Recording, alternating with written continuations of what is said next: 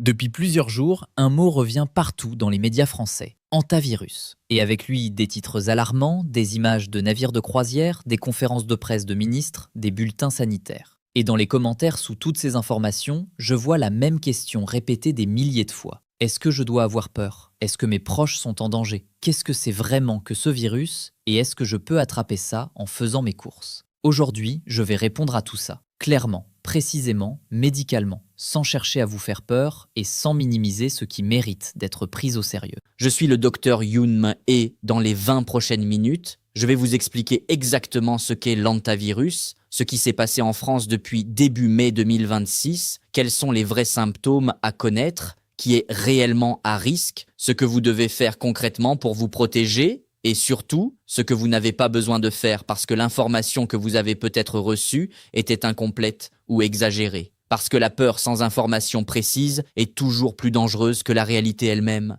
Et votre rôle de spectateur de cette chaîne n'est pas de paniquer, c'est de comprendre. Commençons par les faits.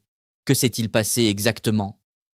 Le 3 mai 2026, l'Organisation mondiale de la santé a émis une alerte concernant un possible foyer d'infection à hantavirus à bord du navire de croisière néerlandais MV Ondius. Ce navire effectuait une liaison entre Ushuaia, en Argentine, et le Cap-Vert. À bord se trouvèrent des passagers de plusieurs nationalités européennes, dont des Français.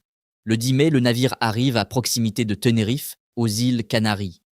Les passagers sont évacués vers leur pays d'origine dans le cadre d'un protocole coordonné par le Centre européen de prévention et de contrôle des maladies. En France, les autorités sanitaires sont immédiatement mobilisées. Santé publique France envoie un message d'alerte à toutes les agences régionales de santé. Le 11 mai, la ministre de la Santé, Stéphanie Rist, annonce qu'une passagère a été testée positive à l'hantavirus Andes. Cette femme est hospitalisée en réanimation dans un état grave. 22 cas contacts sont identifiés et placés sous surveillance médicale étroite. 5 personnes ayant séjourné à bord du MV Ondius sont placées en quarantaine à l'hôpital pour évaluation complète. Le 13 mai, on compte 9 cas confirmés d'infection à hantavirus. Un cas contact identifié à Concarneau, dans le Finistère, est transféré au CHU de Rennes. Un autre est hospitalisé au CHU de Marseille. Le Premier ministre annonce 2 réunions interministérielles quotidiennes. La France active ses réserves de masques, de tests PCR et de médicaments de soutien. Voilà les faits. Ce sont des événements réels, sérieux, qui justifient la vigilance et la réaction des autorités sanitaires. Mais maintenant que vous connaissez les faits, parlons de la science. Parce que pour évaluer ce que ça signifie pour vous, il faut comprendre ce qu'est exactement ce virus. L'hantavirus n'est pas un virus nouveau. Il ne vient pas de nulle part. La famille des Hantaviridae regroupe plus de 20 espèces virales pathogènes pour l'être humain, toutes présentes sur notre planète depuis des décennies, toutes transmises par des animaux, principalement des rongeurs sauvages comme les rats, les campagnols, les mulots et les musaraignes. En France, l'hantavirus existe déjà. Chaque année, le Centre national de référence des hantavirus, rattaché à l'Institut Pasteur de Paris, enregistre des cas d'infection, principalement dans le nord-est de la France, dans les zones forestières. Entre janvier et mars 2026, 19 cas confirmés ont été recensés en France métropolitaine. C'est dans la moyenne habituelle. Ce n'est pas une nouveauté. Ce qui est nouveau avec l'hantavirus Andes, et c'est crucial, c'est qu'il possède une caractéristique unique parmi tous les hantavirus. C'est à ce jour le seul hantavirus documenté comme transmissible de personne à personne. Tous les autres hantavirus ne se transmettent que par les rongeurs, jamais directement d'un être humain à un autre. L'hantavirus Andes, lui, peut dans de rares situations se transmettre par contact étroit et prolongé avec une personne infectée, notamment via les sécrétions respiratoires. C'est précisément pour cette raison que l'alerte a été plus sévère que d'habitude dans ce cas précis. Parce qu'on avait un espace fermé, un navire de croisière, avec des passagers en contact étroit prolongé et un virus qui peut exceptionnellement se transmettre entre humains. Maintenant, parlons des symptômes, parce que c'est la question que tout le monde me pose. Comment savoir si c'est l'hantavirus? L'hantavirus provoque 2 formes cliniques principales selon la souche virale en cause. La première s'appelle la fièvre hémorragique, avec syndrome rénal, la FHSR, causée principalement par le virus Piumala en Europe. C'est la forme la plus commune en France métropolitaine. La deuxième s'appelle le syndrome cardio-pulmonaire à hantavirus, le SCPH, causé notamment par l'hantavirus Andes et les souches américaines. C'est cette deuxième forme qui est en cause dans l'affaire du MV Hondius, et c'est la plus grave. les deux formes débutent de la même façon. Et c'est là que la difficulté commence. Parce que les premiers symptômes ressemblent exactement à une grippe. La phase d'incubation dure d'entre 2 et 4 semaines après l'exposition au virus. Vous ne ressentez rien pendant cette période. Puis arrivent les premiers symptômes. Une fièvre soudaine et élevée, souvent au-dessus de 38,5 degrés. Des douleurs musculaires intenses, particulièrement dans le dos, les hanches et les cuisses, des maux de tête forts, une fatigue écrasante, parfois des frissons, des nausées, des douleurs abdominales. À ce stade, si vous ne savez pas qu'il existe un hantavirus dans votre entourage ou que vous avez été exposé à des rongeurs ou à une personne infectée, vous pensez avoir attrapé une grippe. Et dans 90% des cas de forme FHSR, c'est ce stade qui constitue l'essentiel de la maladie, une grippe sévère qui guérit en quelques jours à quelques semaines avec un taux de mortalité de 1 à 5%. Mais dans la forme SCPH, la forme américaine grave, après 2 à 5 jours de phase grippale, une deuxième phase arrive de façon soudaine et brutale. L'état du patient se dégrade très rapidement. Une détresse respiratoire s'installe en quelques heures. Le patient ne peut plus respirer normalement. Une toux sèche apparaît, le taux d'oxygène dans le sang chute. Les poumons se remplissent de liquide dans un phénomène d'œdème pulmonaire sévère. La pression artérielle s'effondre. Et sans prise en charge immédiate en réanimation, cette phase peut être fatale. Le taux de mortalité du SCPH non traité se situe entre 30 et 40%. Avec prise en charge en réanimation, il reste de l'ordre de 10 à 20% selon les études. C'est pour cette raison que la passagère française est en réanimation. Parce que quand le SCPH s'installe, les quelques heures qui séparent l'apparition des premiers signes respiratoires d'une insuffisance respiratoire grave peuvent faire la différence entre la survie et le décès. Voici maintenant ce que je veux que vous reteniez absolument. Le signal d'alarme qui distingue une grippe ordinaire d'une possible infection à hantavirus de forme SCPH, c'est la dégradation respiratoire rapide après quelques jours de fièvre. Si vous avez eu de la fièvre depuis 2 ou 3 jours et qu'une difficulté à respirer s'installe progressivement, appelez le 15. Ne prenez pas votre voiture, appelez le 15 immédiatement. Parlons maintenant de la question centrale pour la grande majorité d'entre vous. Êtes-vous réellement à risque ? La réponse honnête, médicalement précise que l'OMS et le Centre européen de prévention et de contrôle des maladies ont donné le 13 mai 2026 est la suivante. Le risque associé à la situation actuelle est faible en population générale et modéré pour les croisiéristes ayant voyagé sur le MV Ondius. Ce que cela signifie concrètement pour vous, selon votre situation. Si vous n'avez pas voyagé sur le MV Ondius entre fin avril et début mai 2026, et si vous n'avez pas été en contact étroit et prolongé avec l'une des personnes confirmées positives à l'hantavirus Andes, votre risque de contracter l'hantavirus Andes est extrêmement proche de 0. L'hantavirus ne se transmet pas par l'air ambiant dans un espace public. Il ne se transmet pas en faisant ses courses. Il ne se transmet pas en prenant les transports en commun. Il ne se transmet pas en touchant une surface ou en serrant la main de quelqu'un. L'hantavirus Andes se transmet dans 2 situations précises. La première est le contact très étroit et prolongé avec une personne infectée en phase active de la maladie, typiquement dans un contexte de soins sans protection ou de vie commune très rapprochée avec partage de l'espace de sommeil et des repas pendant la phase contagieuse. La deuxième situation, et celle qui concerne potentiellement certains d'entre vous dans leur quotidien, est l'inhalation de poussières contaminées par les excréments, l'urine ou la salive de rongeurs porteurs du virus. Cette deuxième voie de transmission est celle qui est responsable de l'immense majorité des cas d'hantavirus dans le monde, y compris en France chaque année. Et elle mérite toute votre attention. Non pas parce que l'affaire du MV Ondius vous expose, elle ne vous expose pas si vous n'étiez pas à bord, mais parce que les rongeurs et leurs virus sont présents dans notre environnement toute l'année et que certains gestes du quotidien peuvent vous exposer sans que vous le réalisiez. Je vais vous donner les 5 situations concrètes où le risque d'exposition au hantavirus européen qui provoque la forme FHSR moins grave, est réellement présent en France et comment vous en protéger.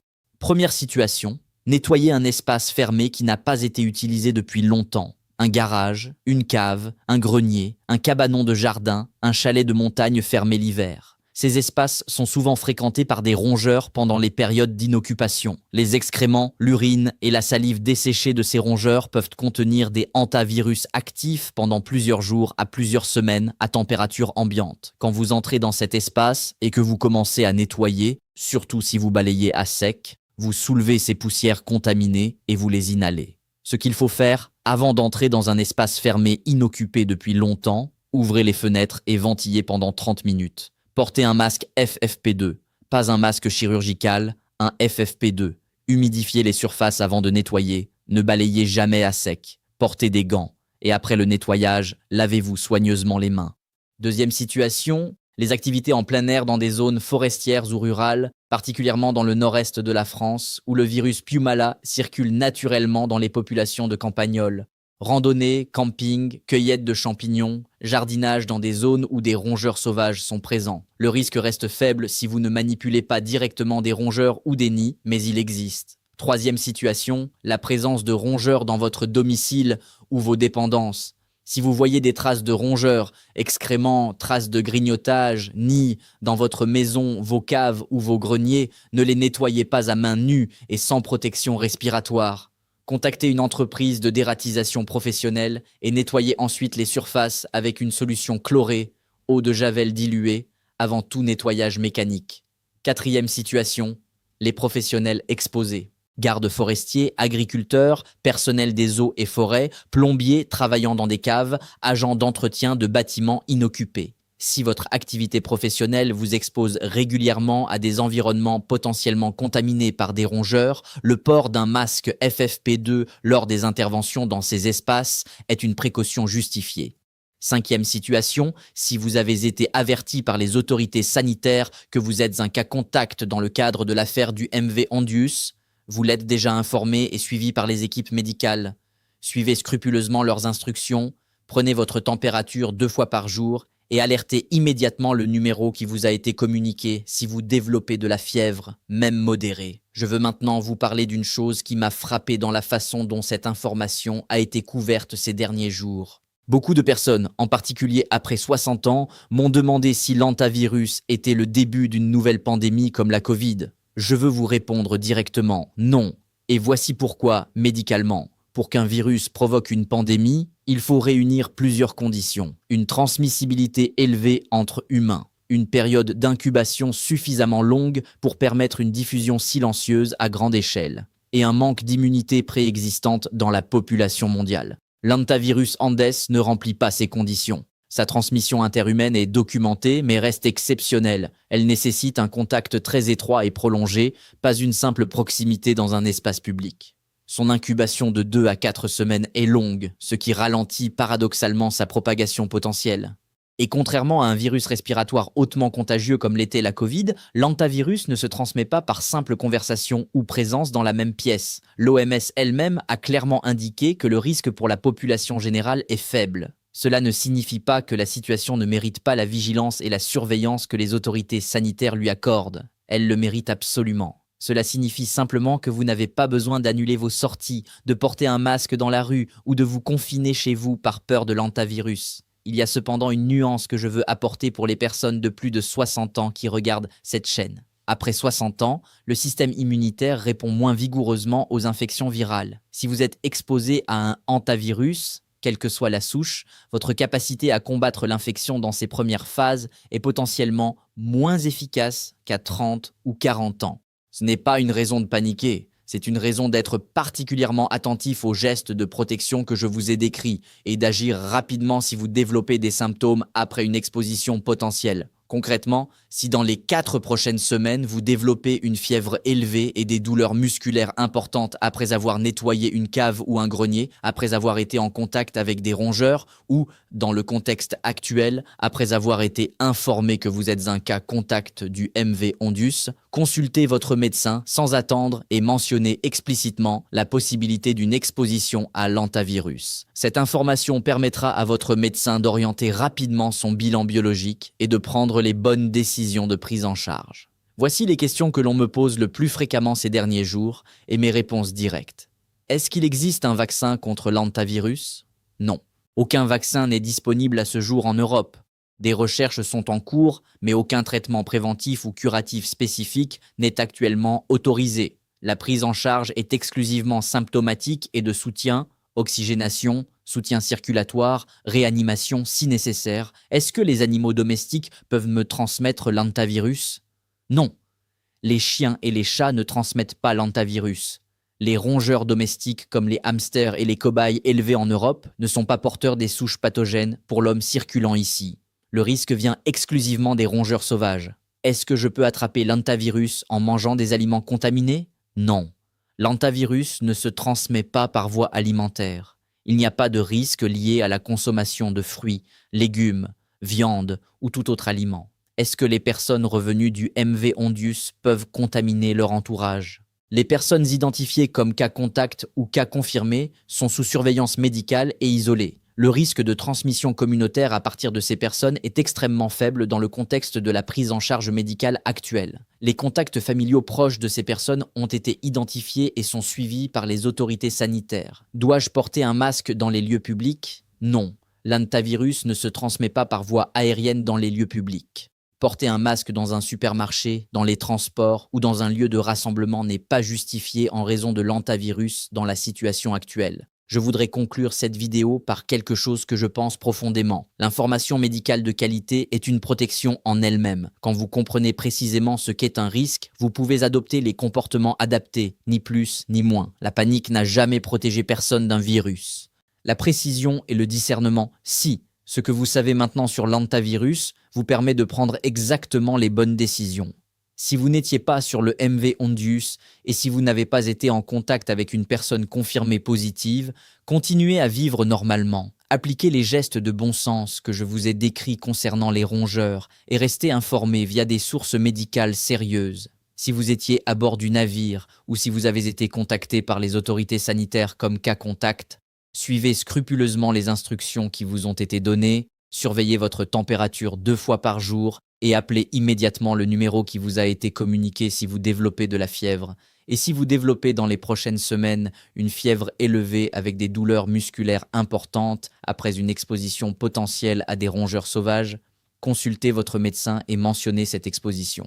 C'est tout ce que vous avez besoin de faire, ni plus, ni moins. Je suis le Dr Youn. Cette vidéo a été conçue pour vous donner une information médicale précise, à jour et sans sensationnalisme. Si elle vous a été utile, faites 4 choses maintenant. Premièrement, abonnez-vous à cette chaîne. En période d'alerte sanitaire comme en période ordinaire, vous méritez une information médicale de qualité que je m'efforce de vous donner chaque semaine. Deuxièmement, likez cette vidéo. Cela aide l'algorithme à la montrer aux personnes qui cherchent de l'information fiable sur ce sujet en ce moment. Troisièmement, écrivez en commentaire le mot « hantavirus » et dites-moi quelle est la question que vous vous posiez avant de regarder cette vidéo. Je lirai tous les commentaires cette semaine et je répondrai personnellement à un maximum d'entre vous. Quatrièmement, partagez cette vidéo avec vos proches qui ont peut-être entendu parler de l'hantavirus dans les médias et qui ont peur sans avoir toutes les informations. Vous pouvez leur offrir exactement ce dont ils ont besoin, pas de la panique, de la précision. Prenez soin de vous. À très bientôt. Je suis le Dr Youn.